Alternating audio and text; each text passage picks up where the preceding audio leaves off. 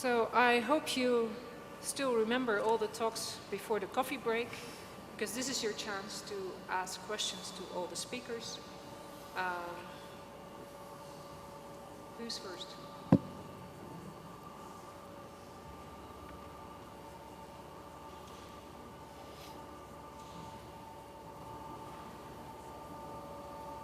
Yes,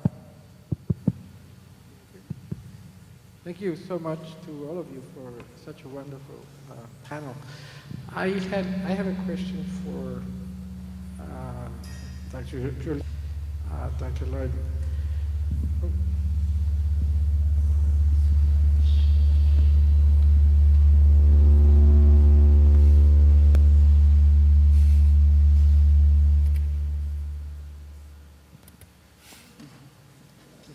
We should measure the corticosterone on everybody.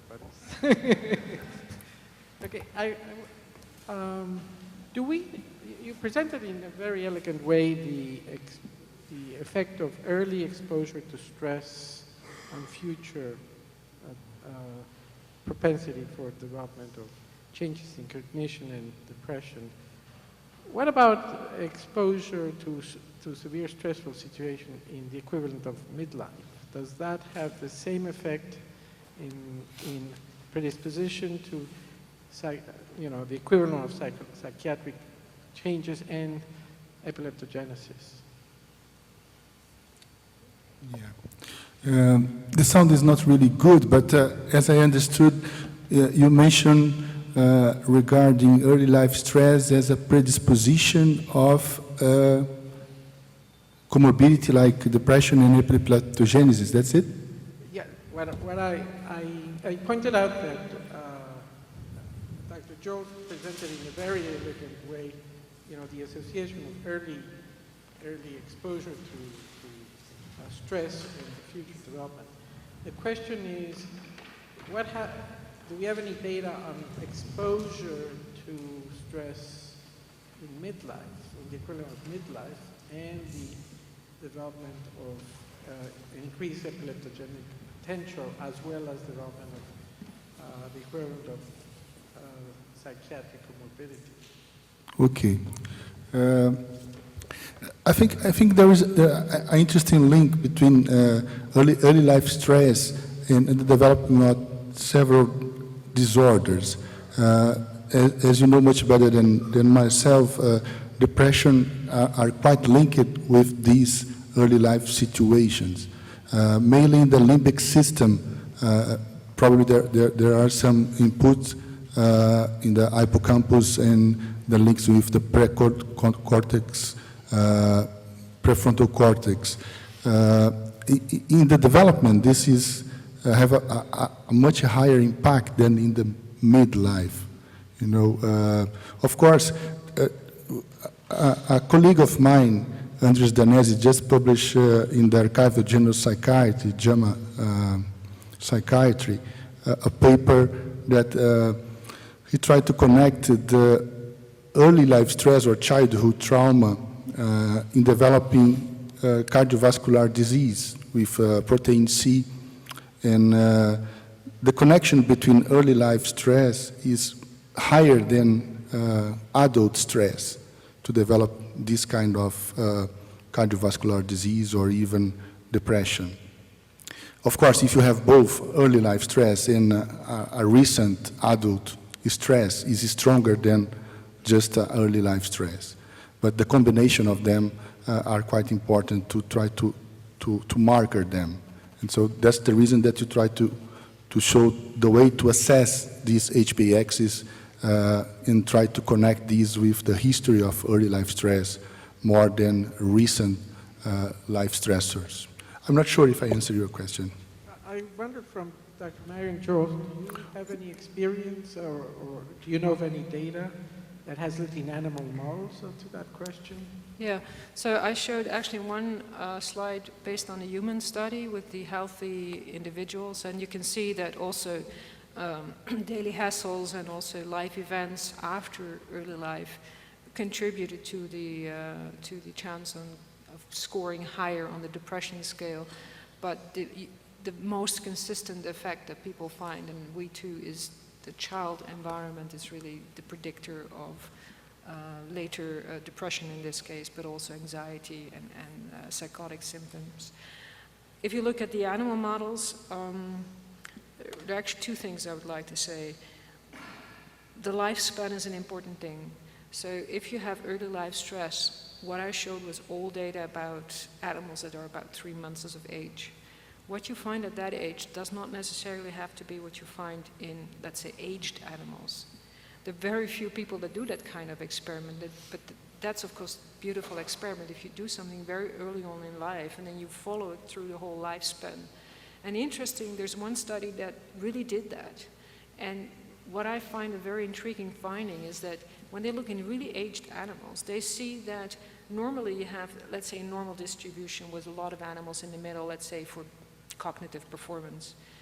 When they've had an early life stress, it becomes less of a normal distribution, but the edges are going up. So you have more of the extremes, relatively speaking. You have some individuals that in aged individuals that do extremely bad, which is what you expect. But there's some individuals that do extremely well, more than normally. So it's like, it's emphasizing the extremes of development. So that's one thing in terms of the lifespan. Now, you can also vary, of course, the moment of giving stressors. So what I showed here was early life stress. We've also done a lot of studies where we give stress in adulthood. If you give a single stress, as I said, normally it's very adaptive. But you can also do multiple stressors in an uncontrolled way. And then you really have to do that for quite a long period of time in order to see something, and even then it's usually reversible. So for instance, we give 21 days of stress, unpredictable stresses, twice daily to rats. We'll look at 1 day later at the brain and everything is basically changed. But if you then, for instance, neurogenesis is decreased, 3 weeks of stress. But if you then wait for 3 months or for 6 weeks or so, it's just back to normal.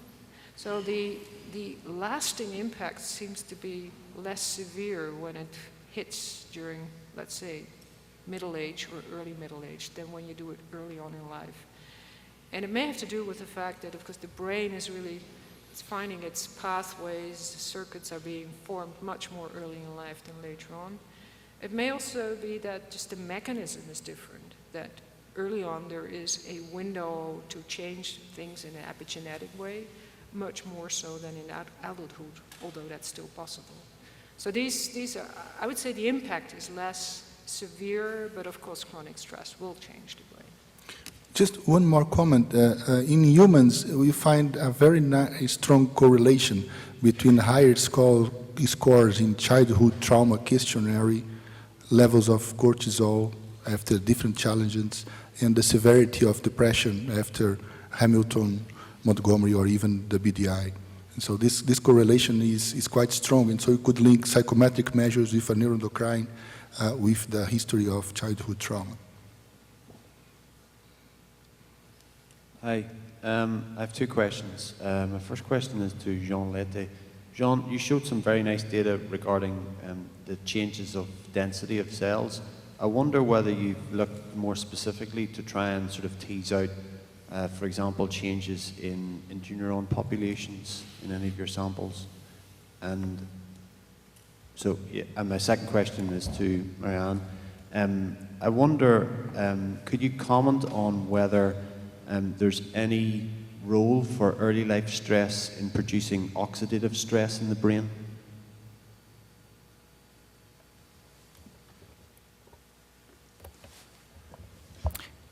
If I understood, you're asking if we correlate our data with the cell loss per subfield, you mean? Per subfield, but also for specific markers for inhibitory interneurons. For interneurons, no. Actually, we're working on receptors of those neurotrophins, but we haven't done the same specimens for interneurons, no. I don't know if Ludi wants to comment on that. She's in the audience. Ludi. we have some experiments ongoing regarding markers for interneurons. So check soon. With regard to the second question, we didn't look at oxidative stress. Maybe other people did, but I've never looked at it myself. So.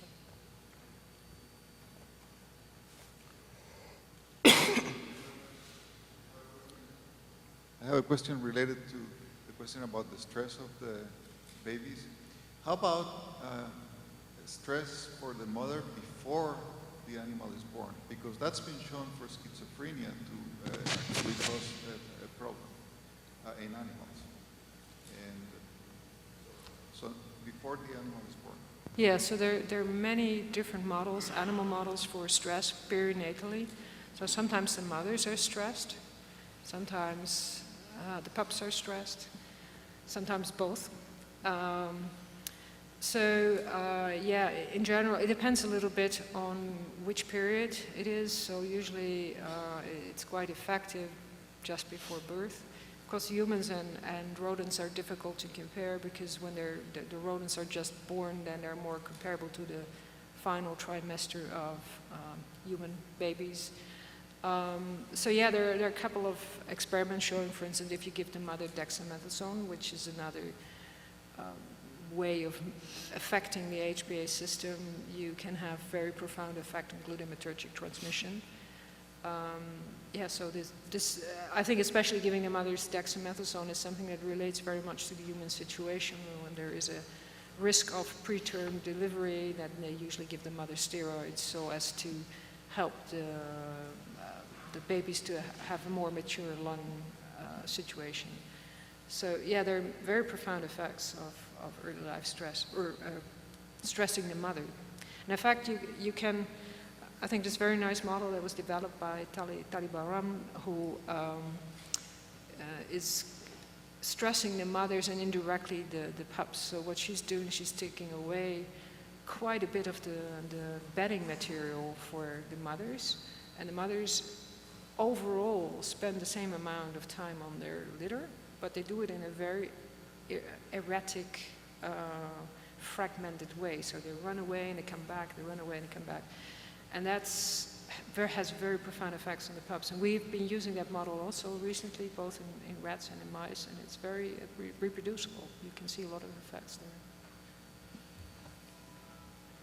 there.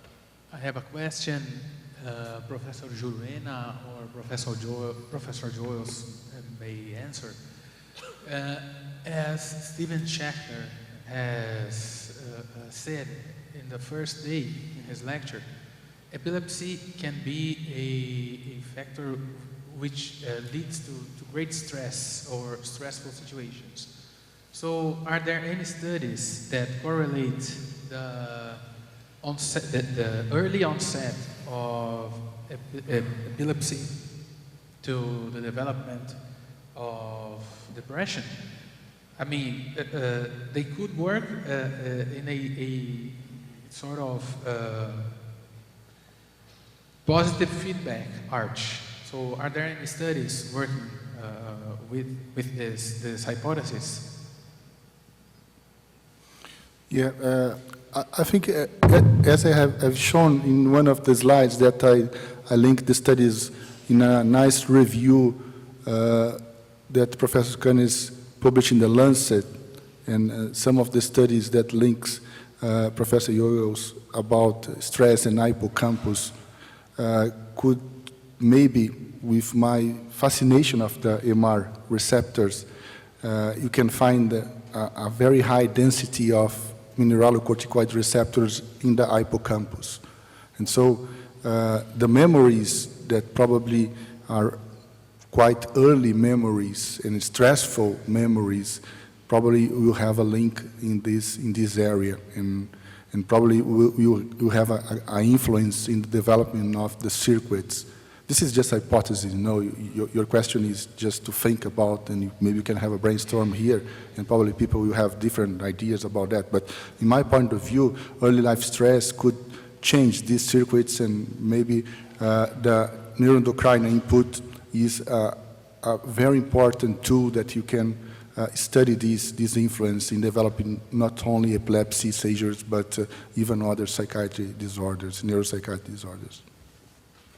Yeah, I think it's a very good question. Of course, one we struggle with always, especially in the human studies, that, I mean, the fact that these children have seizures, it's not just the seizure moment that's stressful, but it's the whole, you know, they get more attention in school, etc.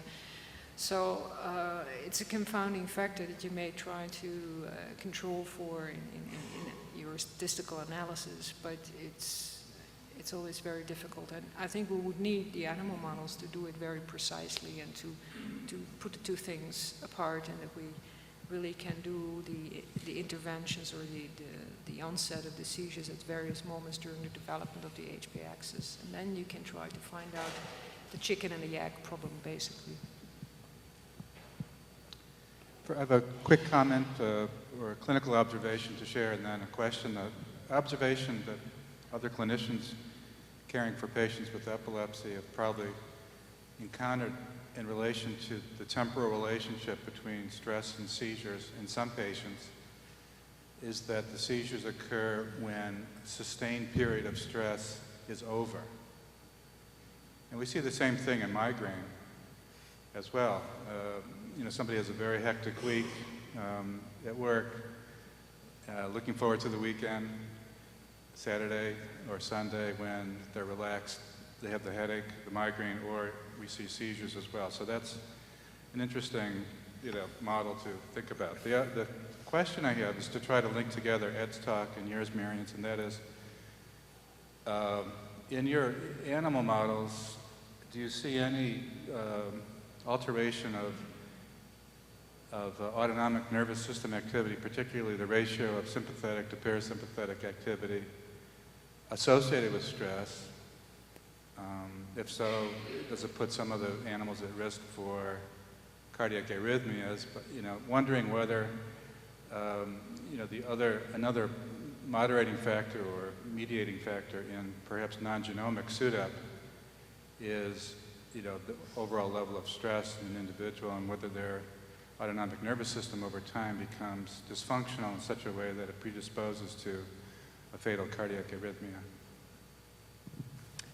Maybe I could start off and you can follow up. So the observation you mentioned is very interesting, and I have a collaboration with a group in Leiden who is working on migraine. And we discussed exactly this, but this is what they said as well. You know, very often people have a very stressful week, and then it's weekend, and all of a sudden the migraine hits. So we have thought of doing experiments, and these are ongoing, is indeed to give a period of stress and then to look at the rebound, whether there is a change in the circuit at that moment. So that's one way of looking at it. The other is that, of course, in order to really change a circuit, you need a couple of days. So it may be that the effects are visible after that period, just because it takes that long to develop. So you would really need to do very controlled studies to find that out, whether it just takes a long time, or that it is really on the rebound. And the other thing is about the autonomic nervous system, and then I'll hand over the microphone. So the changes in adrenaline in the periphery is a very complex way how that affects the brain. So I must say, I just look from here up, not down. So what we do is that we vary levels of noradrenaline and corticosteroids, because there's a very profound interaction between the two hormones. I didn't allude to that at all, but this is something we study in detail. So you may have certain psychopathologies where you, for instance, have a very active sympathetic nervous system and a hypoactive HP axis system. And this has been suggested to be the case for post-traumatic stress disorder, where people have very large autonomic response, but their HPA system is not it's very strong negative feedback, so their basal levels are low, and also directly after stress, it's very rapidly going down. So we mimic these situations in vitro to see how that affects the system, and it has very profound effects I can show you afterwards. For instance, in the amygdala, it makes a huge difference whether you change the balance between the two systems. And I'm sure similar things could happen in the periphery, and that's maybe the good time to have you answer on that with respect to the heart. Yeah, I don't have a lot to say about it other than I think it's a really good point you make. I think it's a really interesting idea. And if you look at some of the things that we call risk factors for SUDEP, some of the things I listed, like early onset epilepsy, which is kind of like what one of the questions was about, like I used to be like early life stress, or a high frequency of seizures, which I would assume would cause more stress. So I'm sure that there probably is some sort, I mean, I can foresee that there could be some sort of relationship between stress and some sort of effects, perhaps in SUDEP, but I don't think anyone's looked at that explicitly. Yeah, maybe I can refer to one of the earlier slides that I showed with the 2 errors. And it's really that early phase that's mostly governed by the sympathetic nervous system, and the late one, the restorative one, is more the HPA axis. So if you change the balance there, what you would expect is that individuals have more of that direct emotional response and less of the capacity to have the restorative, higher cognitive processing of information. And that people are very much emotional in their responses, but they can't put it in the right context. They can't take the right decisions. As a follow-up, it might be interesting in the animal studies, if possible, to look at measures of autonomic nervous system effects on the heart, and particularly to look at it during sleep. Not, in humans, the sympathetic tone is greatest during REM sleep. And as Ed said, most cases of SUDEP occur during the night, and it makes you wonder what's special about the nighttime.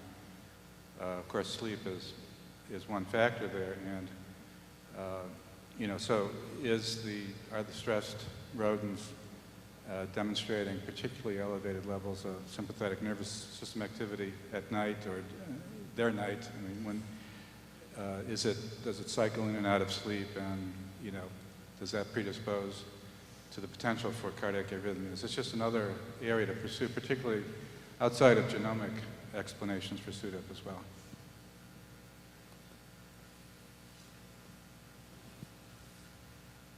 Did you want me to comment on that, or?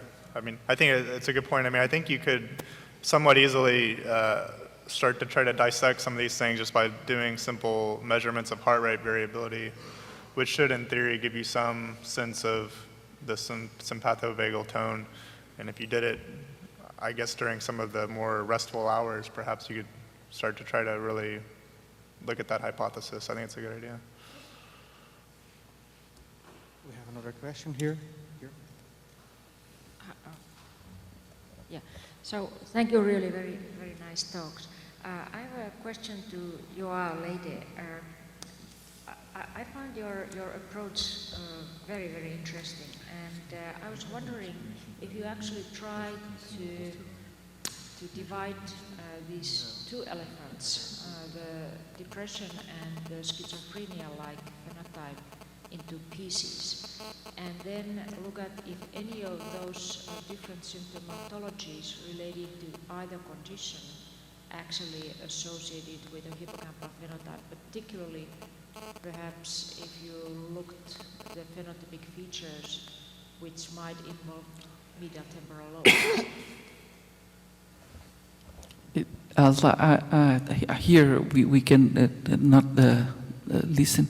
You mentioned to divide in, I couldn't get it. Okay, can you hear me now? Yeah. Okay, so my question was that if you try to kind of divide your 2 smaller elephants, the schizophrenia type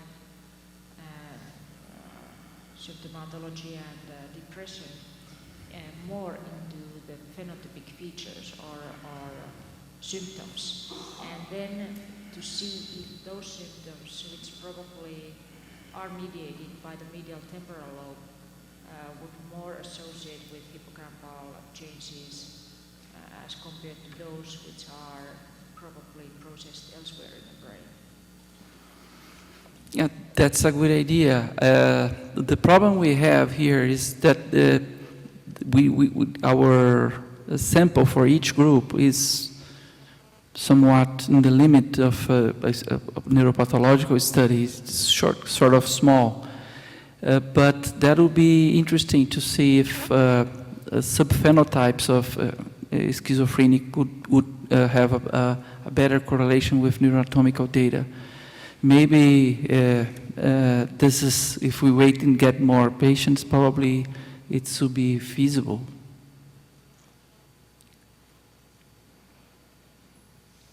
You apparently have also imaging data from these patients, so have you correlated any imaging findings?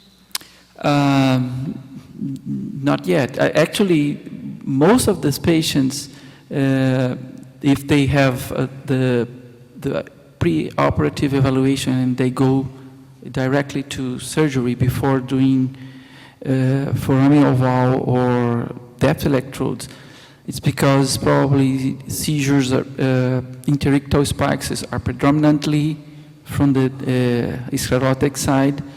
And the EEG pattern, sometimes it's different. They have fast activity onset, and the other ones with spiking ones. But we haven't divided it, but it would be very interesting to do that. Imaging. Imaging. Yeah. Oh, imaging we have for all of them. We have MRI with FLAIR, T2, and also we do volumetry. But with this specific subgroup, we haven't performed a correlation with imaging. Professores, a gente tem uma pergunta em português aqui para a professora Mariam. Se o professor Jurena puder fazer a tradução. Bom, eu sou estudante de mestrado e eu gostaria de fazer uma pergunta, eu não sei se fica muito fora da discussão, mas eu queria saber se existe, bom, eu não sei se eu posso usar esse termo, algum grupo de risco ou se a incidência de epilepsia poderia ser maior em regiões que ocorreram guerras ou algum desastre natural, ou se isso também pode variar de acordo com a classe social, se existe essa variação.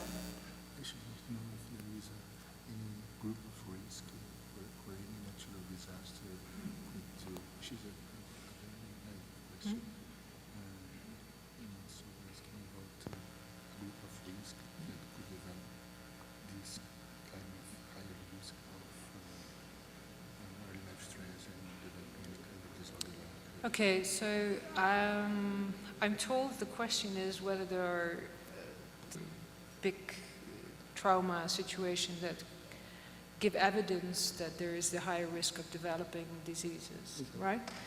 So I think a beautiful, or although very sad example is 9/11. So there's a group in New York headed by Rachel Yehuda who is actually looking at mothers that were pregnant at the time, that either lost a relative or were very close to the World Trade Center. And they looked at what happened in the children. So the children are now 10 years or so, and they're following up these children. And it turns out, and I referred to this earlier in one of my answers, that mothers that were in the last trimester of their pregnancy, that their children have already quite a number of problems compared to healthy controls. They looked at metabolic things. They looked also, they're starting to look now at the HbA system, but also their cognitive performance, and they're going to follow that up throughout the rest of their life.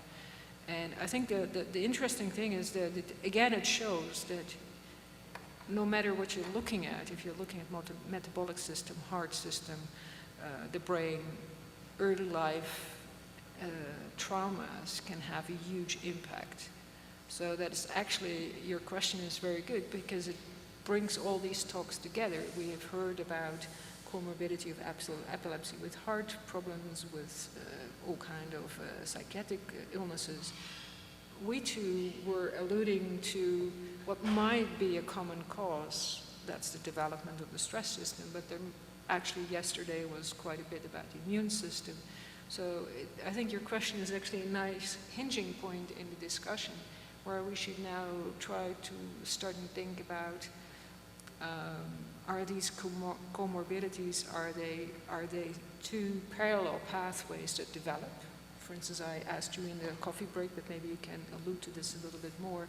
If you take away the tissue from the patients with epilepsy, does their psychiatric illnesses, do they also disappear then, together with the seizure activity? So if there are parallel pathways, you would expect that if you resect the material that they still have the problems, psychiatric problems. If they have a common cause, then it may actually both disappear. And if it has a common cause, then what is accelerating that cause? We know, probably there are clinicians here, that when we are talking about periictal and ictal psychosis, these patients have seizures only clustered in the period of seizures. Usually they go, the outcome is very good. But patients we present interictal psychosis, usually it is our experience that it's better to keep and stay with the psychiatrist, wait for a better moment to do a surgery because they don't improve. So it seems that at least in the expression of interictal or periictal psychosis and interictal, probably there is something related to seizure. So if your seizure goes away, there is improvement. But interictal psychosis, even if you have seizure control, at least for the comorbidity, they don't improve as well. Mm-hmm. So how's that about the heart condition? Do you really think it's connected to each other, or are these two parallel pathways? I think that it's probably both, that's what I would say. I think that I kind of was presenting a kind of a simplified viewpoint of a particular gene being responsible for arrhythmia and epilepsy, which would be one scenario, which would be a nice unifying explanation. But I imagine in reality, that's not always the case. I think that you could have a gene related to epilepsy and then a separate gene related to arrhythmia. So you'd have two different genetic causes, and that, you know, maybe in SUDEP they just happen to coincide at that moment. So yeah, so I think that it's quite likely they could be kind of parallel type or separate causes, but not necessarily. And so that's what kind of makes it complex, is trying to figure out whether you are dealing with a single genetic cause or how many different genetic causes you're dealing with. And that's not easy to figure out. So, and what's your opinion about it? I agree with him. I think in both situations you can connect this point, but if you can, as a clinician, assess the history of these, for example, 9/11 that you mentioned, what is the vulnerability of these women, genetic in the point of view, and how they perceive the stressful situation. Probably there are different ways of perceiving stressful situations. And this is not only regarding genetics, but a PhD student of mine, Nayani, is studying the cognition and how they perceive the different stressful situations in early history or even in recent life change. And so it's an equation, a combination of the nature and nurture. Actually, if I can make a comment on your question, because it's actually quite complex. When you look at the post-surgical outcome of patients with a pre-surgical psychiatric history, half of them will have their psychiatric history remit. 15% will develop de novo psychiatric disorders. And a certain percentage will have an exacerbation of pre-surgical psychiatric history and then a remission. And, you know, the predictors of why some people develop a de novo psychiatric disorder is not yet clear. There are some theories about the size of the contralateral amygdala in one study done in Australia that has been associated with that. But it's very complicated. It's really very complex. And then the issue on postictal psychosis, there is now increasing evidence that a certain number of patients with postictal psychosis go on to develop interictal psychosis. And what are the predictors of that is still very, very, you know. Yeah, well, bilateral foci is predictive of postictal psychosis, but also some of them will go on to develop interictal psychosis. So it's very complicated. But I wanted to ask a question to the whole panel because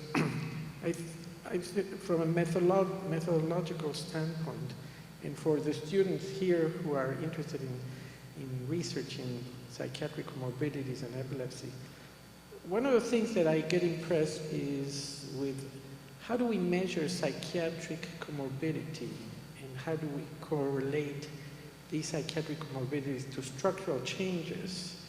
So for example, in your study, John, where you looked at the neuropathological changes, did you look in the patients with depression at the point time of depression before surgery or at a lifetime psychiatric history of depression? Because in my opinion, I think that when we're going to do this kind of research, we should look at the lifetime history of psychiatric illness, which is more robust,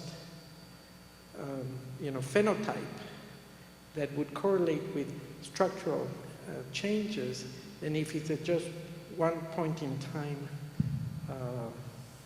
evaluation. And one of the things that drives me crazy is, for example, when I look in a paper, the use of a Beck depression inventory, which is a screening instrument for symptoms of depression, and a correlation of that to structural changes, you see. So I think this is an important methodological question that leads to very much confusion, and the results end up being very, very muddied by that. So if you can all comment on that.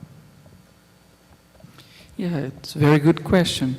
I think that most of our patients, they were divided by the main consensus of the two psychiatrists, but the exact timing point at the time that they were operated on, in the actual, at that time, the parameter of depression or either the psychiatry symptom is not directly in the time point, but I think it's a very good question, because although we see when we are looking at the neuropathology, we see things that are more or less a long-term scar. There are several changes occurring at that point, because we know from the experimental study with models of epilepsy that there are changes that still going on even in that tissue that is somewhat more quiescent. So I agree that probably would be a better group who have additional information if I have an evaluation close to the moment of the surgery. My point is also to require taking into consideration a lifetime history, because if it's just a short, a snapshot, and you've had only one episode of depression just before you were having your pre-surgical evaluation, as opposed to having recurrent major depressive episodes. Those are two different. Yeah, it's different. I think that for many of our patients that they stay in the waiting list for sometimes even for months or even a year. They have several interviews with the psychiatrist. So our strategy to separate them in different comorbidities, at least followed, it's not the the whole picture of the whole life, but this is the predominant symptom in the a couple of maybe more interviews during that period. So, but even though at the time of surgery it could have a 1 year difference from the last interview. You mentioned follow-up studies, because if you just do transversal studies, you cannot see the follow-up of the treatment response. And you mentioned in your first comment about prediction of response. I think this is what are you looking for? How to predict the patients that are treatment resistant and the patients that could respond to our approach. And this is in our area, working with depression, is a main focus of studies nowadays. And some years ago, Professor Flores Honsbauer from Max Planck Institute did some studies showing that we can predict treatment response if you assess the HPA axis. And so you can know if a patient will be resistant to treatment of depression, or if the HPA axis is not impaired, probably this patient will have a good response. But I believe that if you're just doing research strategies to assess PONS of these patients, you know, admission, for example, in outpatient clinic or inpatient, and then reassess them after 3-6 months, and then try to see the changes of the intervention. But the criteria to establish exactly who are resistant to treatment and who are patients that will have a better outcome is not really easy in this complexity of comorbidities.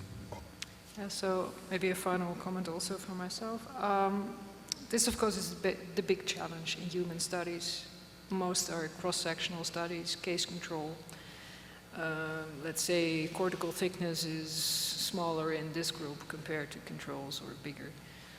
What you ideally would like to do is to look at trajectories of structures, and preferably actually of circuits.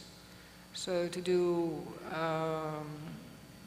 as was yesterday shown, resting state, fMRI, look at how circuits and groups of areas are interconnected, and to follow that over time, and preferably in a prospective way before the disease develops. Because these are major undertakings, and you could question actually whether you would like to do that in a general population with such a low prevalence of the diseases, or maybe at-risk population that you take, if you think of psychiatric disorders, that you take children of whom one parent has a history of psychiatric illness, and you just follow those children all the way for 20 years to see how their brain develops and how their phenotype develops. I mean, that's the ideal way, also taking their genetic background into account.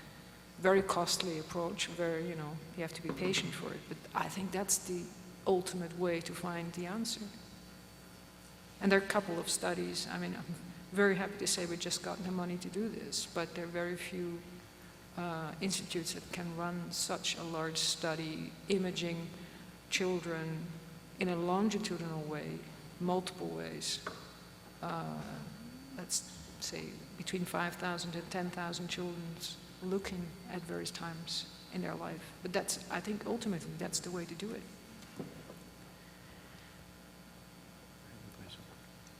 Hi. I would like to know, we know that the hippocampus, they have difference between the dorsal hippocampus and the ventral hippocampus. And we know that like the neurogenesis process is different between these both parts of the hippocampus. I would like to know if the corticosterone, the cortisol effect is different between these two parts, because I think the ventral part is more related in the behavior of the animal, maybe the modulation of these hormones in the neurogenesis, because we know that the neurogenesis decreases in the depressed patients and depressed animals. So maybe the modulation of the neurogenesis in the ventral hippocampus can be like different, because the cortical on the stress hormones? Yeah, it's a very good question. So people have shown, there's a bit of literature now, that the ventralmost 20% of the hippocampus responds in a different way than the rest. The ventral hippocampus is actually more like the amygdala. It's more the emotional part, whereas the dorsal hippocampus is more like, let's say, prefrontal cortex, more higher cognitive function. And there are huge differences. There's a string of papers from a group in Israel, from Menachem Sigal, who shows that you can actually find opposite results. We have, in some studies, analyzed the dorsal and the ventral part separately. We usually don't find huge differences. Mostly, I mean, usually the effects are slightly bigger in the ventral hippocampus than in the dorsal hippocampus, but we don't find opposite effects. In the human situation, that would translate into the anterior hippocampus, and actually there was a poster out there from one of you maybe, who was looking at differences in anterior and posterior hippocampal volume in relation to temporal lobe epilepsy. So maybe you can comment on it. Based on phylogeny, I think that the whole hippocampus in humans belongs to the ventral part in the rodent, because in fact the anterior part of the hippocampus, that should be the analogous of hippocampus, is in the indicium griseum. So with the telencephalic development, the whole dorsal hippocampus goes this way. So what we have here in the hippocampus is actually the ventral part of the rodent hippocampus, and a huge part. Actually, there is no cell. Only the posterior hippocampus, when it's started to curve to the corpus callosum, then you have started to see some cells. So usually in the procedure that the neurosurgeons remove the hippocampus, they remove the head, and part of this 3 centimeters is there is the head of the hippocampus and the part of the body of the hippocampus. So it's analogous how to be the ventral. But I think also in terms of, there are some neuroimaging studies where people showed that there are really differences between anterior and posterior hippocampus in humans. So. Yep. I have a comment first and a quick question, maybe another quick answer. First of all, I'm so glad to have in the panel a clinical neurologist, a clinical psychiatrist, and 2 basic scientists working with genomics, heart-brain connections, and stress. So that's pretty good. I think it's the spirit of the conference. Congratulations for the presentations. The discussion is too good for us. The question is about causality. I think it was mentioned already. What is the relationship? Maybe we can start with Ed. When you talk about the synchronization, which is physical, space, or time-related synchronicity between heart and brain, coexistence of these 2 phenomena doesn't mean exactly that one is cause or the other is effect. And that's one of the problems of the studies in that theme. How to relate like predictions coming from alterations in the heart that has an impact into the brain, or something into the brain that has impact into the heart. I saw people that are doing like forecasting of EEG activity, but coming from information which is heart related. So could you comment on that? And maybe that impacting or having impact on the clinical aspect of that thing. So I think if I understood your question right, you're asking basically who's leading who, heart or brain, or is it actually simultaneous? Yeah, that's an interesting question, and it's something I keep in the back of my mind as I try to analyze data. Well, the one thing that came to mind as you were asking at the end of your question, one thing that I have seen in the literature that we're kind of interested in is some people do actually try to I've seen some people who are more of an engineering background who tried to do seizure prediction based on heart rate. And so they try to look for like a 2-minute period or a 10-minute period before seizures, and then they try to see if there's any sort of heart rate changes or patterns that you could use to actually predict when a seizure is going to occur. So that's kind of an interesting idea. And so let me see, the first part of your question. So yeah, I mean, it's kind of one of the questions is whether some of the EEG phenotypes, like how much of that is being influenced by something in the heart, or conversely, is what you're seeing in the heart really being driven by the brain? And it's hard to always know. I mean, like in some of the experiments I showed where we were able to use atropine and propranolol, that's during interictal periods, so that's a kind of an easier way to answer that. During seizures, I don't know, it's maybe a little bit more difficult, other than just trying to look temporally to see what comes first, I guess. So anyway, hopefully that answered your question. Any more questions? There's one in the back there.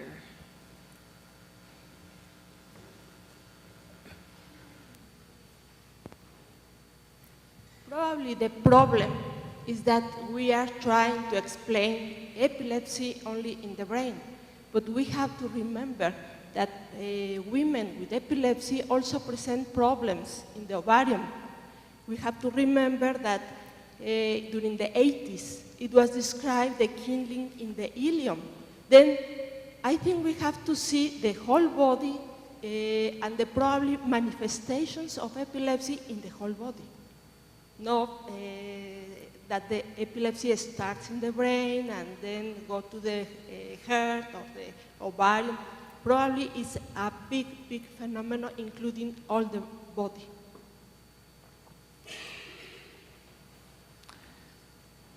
I think that's an extremely wise comment to say that the brain and the body is just one thing.